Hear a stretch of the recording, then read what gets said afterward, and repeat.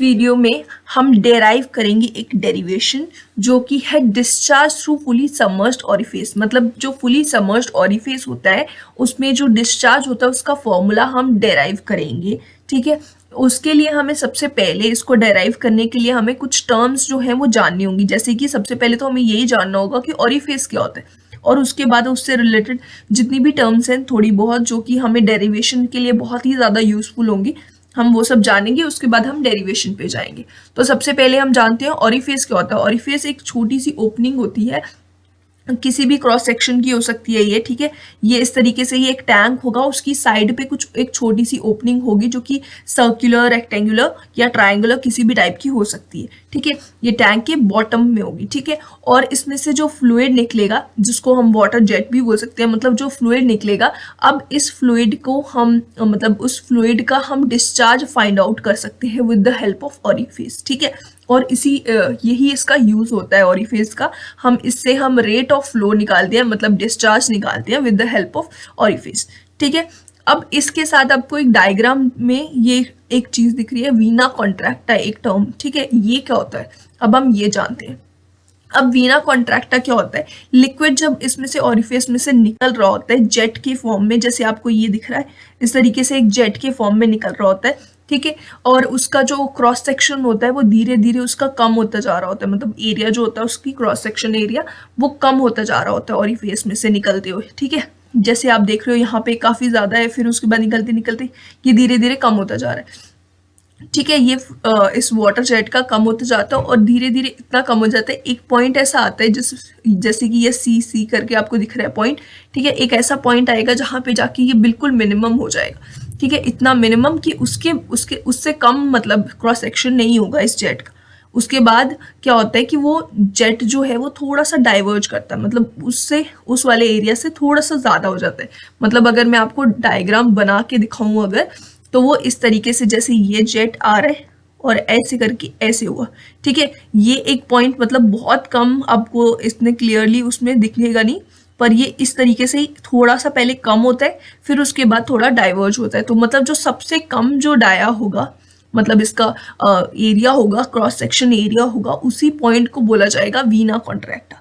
ठीक है, ये जो मिनिमम एरिया वाला जो पोर्शन होगा क्रॉस सेक्शन एरिया वाला, उसी को कहा जाएगा वीना कॉन्ट्रैक्टा।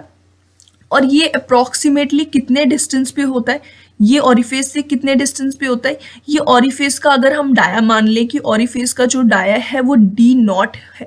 ठीक है, ये सपोज ऑरिफिस का डाया है कि ये इतने डाया इसका ऑरिफिस का है, हमने मान लिया।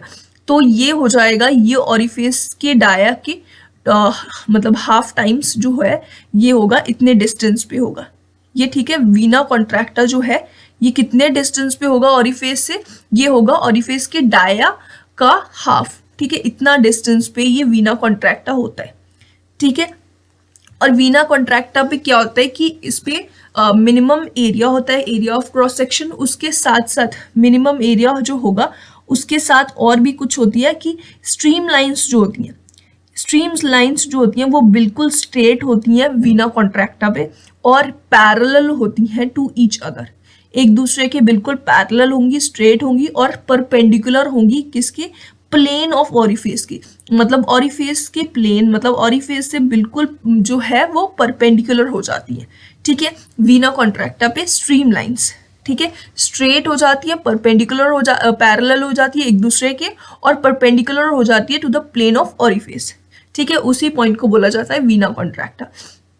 इसके बाद इस पॉइंट के बाद जो ये सेक्शन होगी जिसको हम सी करके हमने सेक्शन कट किया है, इस सेक्शन के बाद जो जेट है वो थोड़ा डाइवर्ज करता है। डाइवर्ज मतलब थोड़ा सा उसका, जैसे यहाँ पे मैंने दिखाया, थोड़ा सा उसका जो डाया है या उसका क्रॉस सेक्शन एरिया है थोड़ा बड़ा हो जाएगा। ठीक है, और उसके बाद वो मतलब ऐसे पानी नीचे की तरफ गिरेगा और जो अर्थ की तरफ, अर्थ की ग्रेविटी की वजह से वो डाउनवर्ड मतलब जाएगा और नीचे गिरेगा। ठीक है, तो इस पॉइंट से पहले जो है वो मैंने आपको डिस्कस किया कि वीना कॉन्ट्रैक्टा आता है।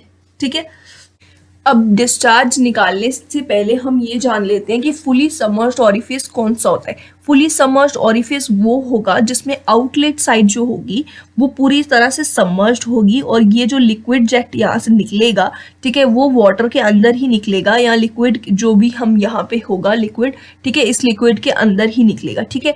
तो ये दोनों लिक्विड सेम होंगे दोनों साइड पे, ठीक है। ऑरिफिस पूरी तरह से कवर्ड होगा, इसलिए इसको हम ड्रोन्ड ऑरिफिस भी बोलते हैं, ठीक है। अब इसको सॉल्व करने के लिए, इसको डेराइव करने के लिए हमें यूज करना होगा बर्नौलीज इक्वेशन का।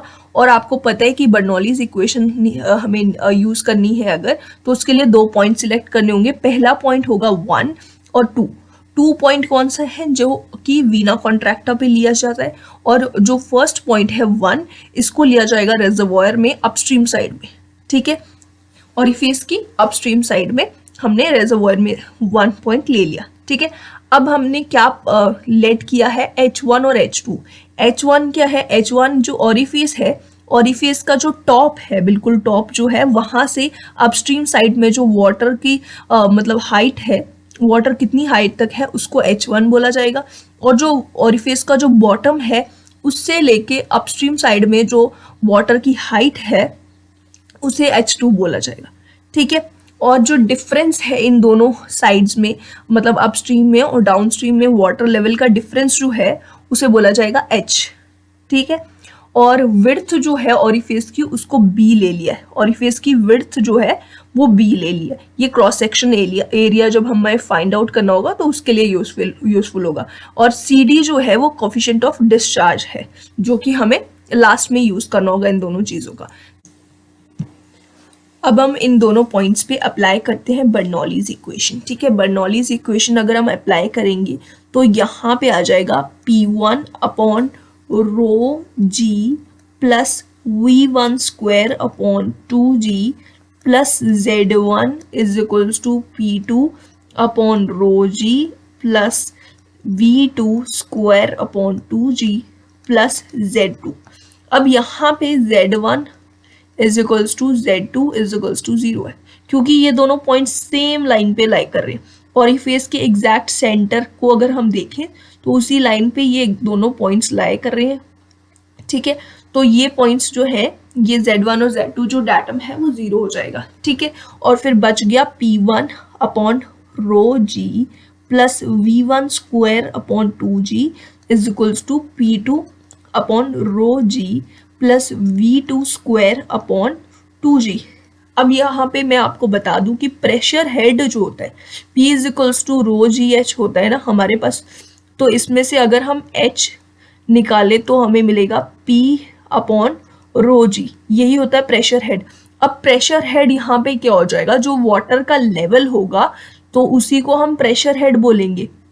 जैसे ये 1 पॉइंट है, इसका प्रेशर हेड कितना होगा, यहाँ से लेके यहाँ तक, मतलब ऑरिफिस के सेंटर से यहाँ से लेके इसके जो लेवल ऑफ वाटर है वहां तक जो होगा वो पूरा इसका प्रेशर हेड हो जाएगा, ये H हो जाएगा, ठीक है। तो हमें फाइंड आउट करना है इसका प्रेशर हेड और इसका प्रेशर हेड।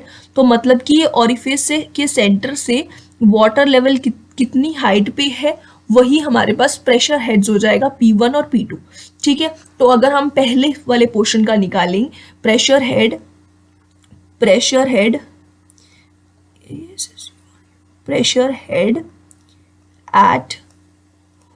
1, ठीक है। ये कितना हो जाएगा, प्रेशर हेड हो जाएगा हमारे पास, ये पोर्शन जो है ये कितना होगा, एक तो हमारे पास H1 जो है, इतना पोर्शन तो H1 ही हो गया, ठीक है। तो हम इसको लिख सकते हैं H1 प्रेशर हेड है ये, ठीक है। तो H1 प्लस ये जो पोर्शन है, अब ये इतना पोर्शन हमें फाइंड आउट करना है, ये कितना है, ये हो जाएगा ऑरिफिस जो है, हम पहले अगर देखें तो ये यहाँ तक पूरा ऑरिफिस जो है ये है H2 माइनस H1, है ना।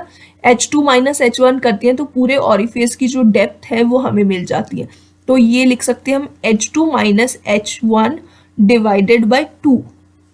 इस तरीके से अगर हम लिखेंगे तो half of the orifice depth हमें मिल जाएगी, जो कि अगर हम वहां से सेंटर ऑफ ऑरिफिस से लेके यहाँ तक का अगर हम देखें, हाइट जो है वाटर की लेवल जो है वो हमें मिल जाएगा H2 minus H1 divided by 2 plus H1, ठीक है। और इसकी वैल्यू क्या हो जाएगी, अगर हम क्रॉस मल्टीप्लाई करें तो 2H1 plus H2 minus H1 divided by 2, ठीक है, होल डिवाइडेड बाय 2। ये हो जाएगा H1 2 टाइम्स है और माइनस H1 है, तो ये हो जाएगा H1 plus H2 divided by 2, ठीक है। ये आ गया प्रेशर हेड एट 1। अब हमें प्रेशर हेड, ठीक है, प्रेशर हेड एट निकालना है हमें एट 2, प्रेशर हेड एट 2। अब ये कैसे निकलेगा, अगर हमें ये पूरी डेप्थ पता हो, ठीक है, जितनी इतनी पोर्शन की डेप्थ है, यहाँ से लेके यहाँ तक की जो डेप्थ है, ये यहाँ से यहाँ तक की डेप्थ है, उसमें से अगर हम H माइनस कर दे तो ये डेप्थ ऑफ वाटर हमें मिल जाएगी।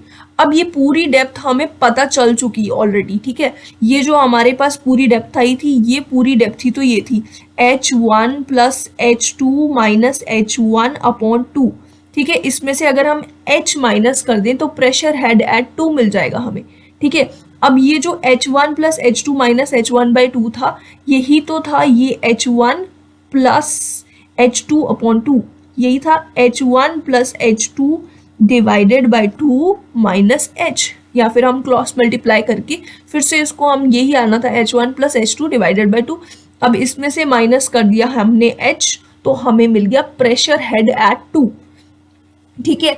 अब हम इसको इस इक्वेशन में अप्लाई करते हैं तो हमें कैसे मिलेगा, इसकी वैल्यूज क्या क्या हो जाएंगी। यहाँ पे मैं फिर से पूरी इक्वेशन लिख देती हूँ बर्नौलीज इक्वेशन के लिए। यहाँ पे आ जाएगा P1 upon rho g plus V1 square upon 2G, और डेटम दोनों जीरो हो चुके हैं। यहाँ पे आ जाएगा P2 upon rho g plus V2 square upon 2G, ठीक है, ये है। और प्रेशर हेड पहले वाले में हमें मिला है H1 plus H2 divided by 2, ठीक है, plus V1 square upon 2G, इसको हमने एज इट इज लिख दिया। अब प्रेशर एट सेकेंड हमें क्या मिला है, H1 plus H2 divided by 2 minus H, है ना, यही मिला है ना। देखो H1 plus H2 upon 2 minus H, ठीक है, तो ये हो गया माइनस H, और इसके साथ हमें यहाँ पे लिखना है velocity V2, velocity head V2 square upon 2G, ये हमारे पास हो गया। अब हम अगर देखें तो ये और ये पोर्शन कैंसिल हो जाएगा, ठीक है, ये कैंसिल हो जाएगा, मतलब कि यहाँ पे आ जाएगा जो, अब यहाँ पे आ जाएगा V1 V2, अगर हम इस पोर्शन को इधर लेके जाएं तो ये हो जाएगा V2 square minus V1 square divided by 2G is equals to H।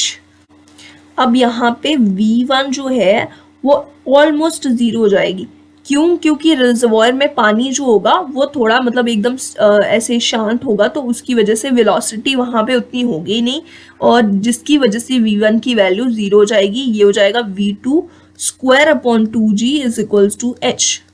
इसका मतलब V2 की वैल्यू आ गई रूट ओवर 2GH, ठीक है। अब हमारे पास V2 की वैल्यू आ चुकी है, वेलोसिटी की वैल्यू आ चुकी है। अगर हम एरिया की वैल्यू निकालें, क्या एरिया होगा, एरिया की हो जाएगी, हमें पता है जो ऑरिफेस का मैंने शुरुआत में ही बोला था, विड्थ ऑफ ऑरिफेस कितनी है, B है, ठीक है, तो ये हो जाएगी B multiplied by width into क्या होता है, height, width into height H2 minus H1, यही हाइट है ना ऑरिफेस की, H2 माइनस H1, तब से हम H2 minus H1 divided by 2 कर रहे थे, तो इसकी हाइट है H2 माइनस H1, ठीक है। ये आ जाएगी हमारे पास एरिया। अब ये आ गया बेस इंटू हाइट एरिया हो गया, मतलब विड्थ इंटू हाइट एरिया हो गया, ठीक है, ये हो गया। और उसके बाद अब अगर हम डिस्चार्ज फाइंड आउट करें तो डिस्चार्ज हो जाएगा CD इंटू एरिया, ठीक है, area into velocity, velocity of flow, ठीक है। इसकी वैल्यू क्या आ जाएगी, ये हो जाएगा CD into B into H2 minus H1, ठीक है, और इसके साथ ये वेलोसिटी 2GH,